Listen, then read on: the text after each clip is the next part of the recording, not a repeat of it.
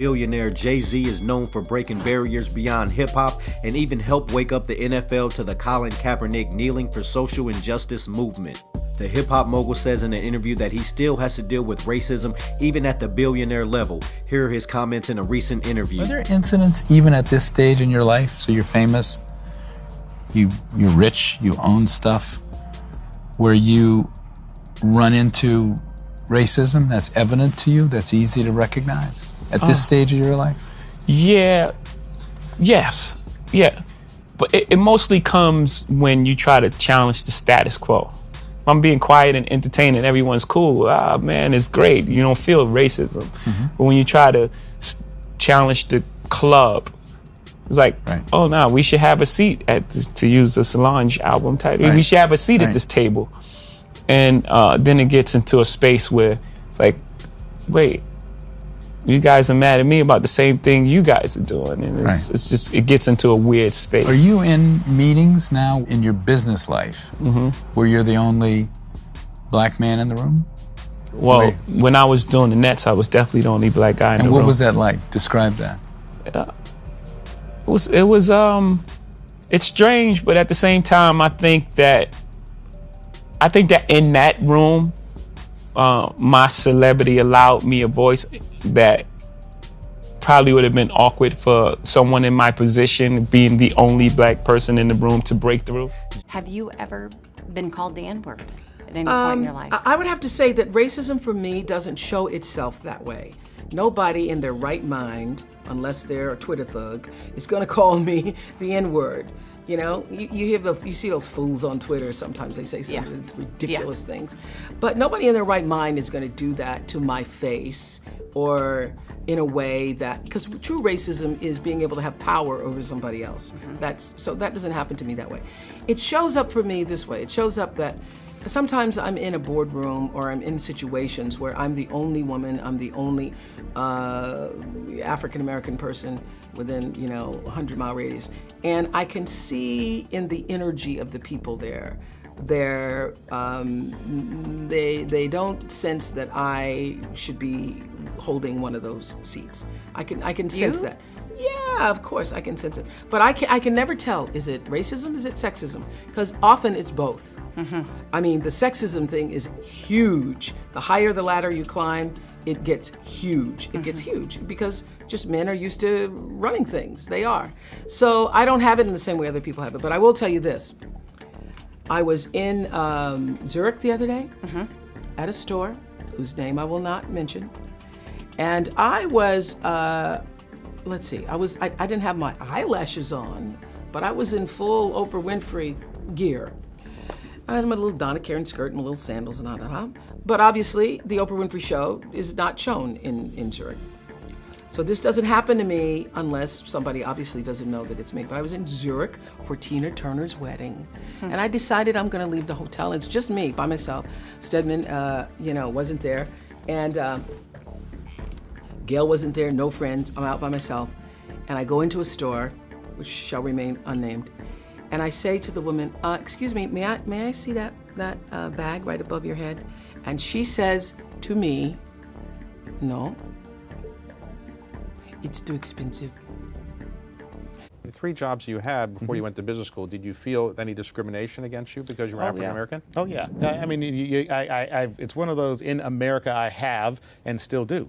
I remember a time when I was actually at Air Products, and I was invited to give a talk in California, in San Francisco, at one of the big conventions. And this man comes over and he asks questions about, well, how does it work in the extension of shelf life of rice and cooked rice? And I'm telling him explain the dynamics, the biology, and the organoleptic issues you have to think about in addition to the microbiological issues. The guy said, you're a very smart guy. You just have your heritage to overcome in order to be successful in business. And that kind of stuck with me at a time that, after all of this wonderful work that I'm doing, he still viewed me through that lens as opposed to the work that I had done. How much of a translation did you have to do? Because I imagine there's an incredible amount of translation, especially when you turn your film in. Yeah. And I'm sure there are comments that come from executives like, well, I don't know about this part, and why does this have to be in there? Nope. You have full control creatively. I went to Fox Searchlight was the first place, and they gave me all those notes about changing things. I said, I'm not changing anything. This is the way it's going to be, or I'm not doing it. Right. They were like, who the hell do you think you are? but they didn't know I had an army behind me, man. I had all these people watching my shows, ready to show up, bootlegging it all over the place. Right. So then this agent Charles King's marching me all around. Charles King is another king in the business. Great agent, man. You know, Charles King, now he's doing his own thing in macro. Absolutely. Trying to get all these different conversations going. I'm like, I'm out of here. Forget this, man. I don't need this headache. Right. So I go to Atlanta and I get a call from Lionsgate, and they say, well, we want to do the movie with you. I'm like, okay, great. Then I don't want any notes. I'm gonna do it my way. It's gonna be da-da-da-da. And he was like, okay. And this is Feldheimer at Lionsgate? No. This is Pasternak, Mike Pasternak. Okay, Pasternak. So I had a great conversation with Mike, man, and I'm like, I was shocked that he said, okay. Okay. They looked at the movie, I shot it, they saw it, they were like, we don't know. I had a conversation with Felt my first time meeting him, and he's like, I said, how much do you want the movie to do? He said, well, if it does $20 million, then great. I said, okay, $20 million the first weekend. He laughed at me at the table. No, these kind of movies don't do those numbers. Went online, talked to because I built a fan base before Twitter, Instagram, all this other stuff. I had my online emailed them directly, told them what was going on. They went out there, man, and set that thing up up over $20 million the first weekend. Yeah. And after that, how were you dealt with in the building? Did they say, okay, well, we clearly see this gentleman knows what he's doing? No. Did you have some? No, thought it was a fluke. You can make the best deals when you're underestimated. That's real. Don't go in there telling them how great you are and all the things you do. Just like, well, how about we do this? Just say you got to deal with somebody that's a big industry thing, and they don't know what to do with you. They only want to pay you a little amount of money. Got you. Okay, I'll do that. I'll take that little amount of money. But let me ask you this: if I get this many people to show up, then you give me this more money, this more of an amount, which is so important that we learn how to. That's called a back end bonus, isn't it? No, but not even that. I'm talking about real back end, because a lot of times they play equity. games with it. Yeah. Equity percentages in perpetuity. Exactly right. Okay. So just having us understand that we're at a disadvantage because we're black and this is not our town. Right. We've got to come in and understand how they play the game. Sure. And realize that we can get in and get to what we want to get to by not selling out, not doing anything crazy, but by understanding how they play the game. It's fascinating to me. I'm from New Orleans, man. Just, Third Water, New Orleans. When I got here and I saw how these white folks operate, I was like, wow. Do you wish harm on Jewish people? No way. No. But I do feel that in Hollywood, especially with black entertainers, I've had a lot of bad experiences.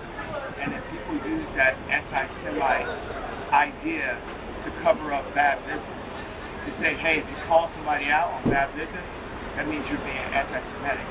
So I feel happy to have crossed the line of that idea so we can speak openly about, doing things like getting canceled from the bank. A lot of this stuff for me is the richest black man in American history that put $140 million in JP Morgan and never even had a chance to not even get deals from.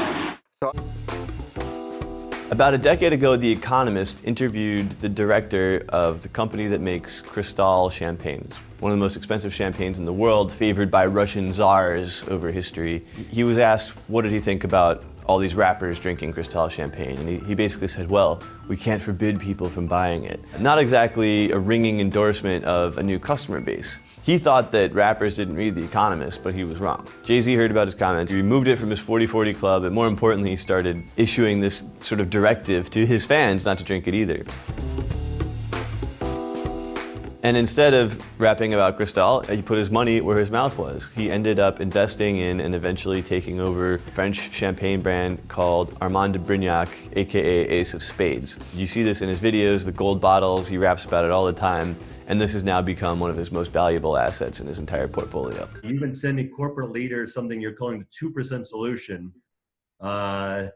Maybe you can explain that. It seems like, listen, the idea of reparations, you see being bandied around, and you seem to have a private sector solution for that. Yes, and I, just to articulate it quickly, if you think about, what is the biggest challenge. And there are many challenges in America, but nowhere is structural racism more apparent than in corporate America. And in the case of, and I'll walk through a couple of industries, or at least one industry, you know, the deprivation of capital is one of the areas that creates a major problem to the enablement in African-American communities, Latinx communities, et cetera. And I think when you think about, you know, the idea of reparative, restorative, and regenerative capital, how do you do that? How do you do it effectively? Well, as we were working to re-architect what I'll call the ability to deliver the payroll protection loans through the CARES Act, and enabling a lot of our community development financial institutions and minority-owned banks to deliver capital into these communities, we discovered a few things. One is, you know, that structural racism in the financial services community. There's about 4,700 banks in America. Only 21% only 21 are Black-owned, and they have less than $5 billion in assets. And the total amount of assets in the U.S. commercial banks is $20 trillion. So if you think about structural racism and access to capital, and 70% of African-American communities don't even have a branch bank of any type in those communities, we said, well, why don't we think about how do we address it? Well, one of the first things to do is put capital into those branch banks to lend to these small businesses to actually create an opportunity set. And so if you look at, you know, top 10 banks, $970 billion over the last 10 years of net income. What if you took 2% a year from every one of those banks and said, let's drive that 2% into call it the regenerative activity of these CDFIs and MDIs, these small, I call them capillary banks. What effect could that be? Well, there's a number of things that happen. One, it drives, you know, this into the communities. It drives it into these small businesses, which employ 60+% of African Americans anyway, these small businesses. And the average American family gives away 2%. You know, of course, our Giving Pledge members give away a lot more than that.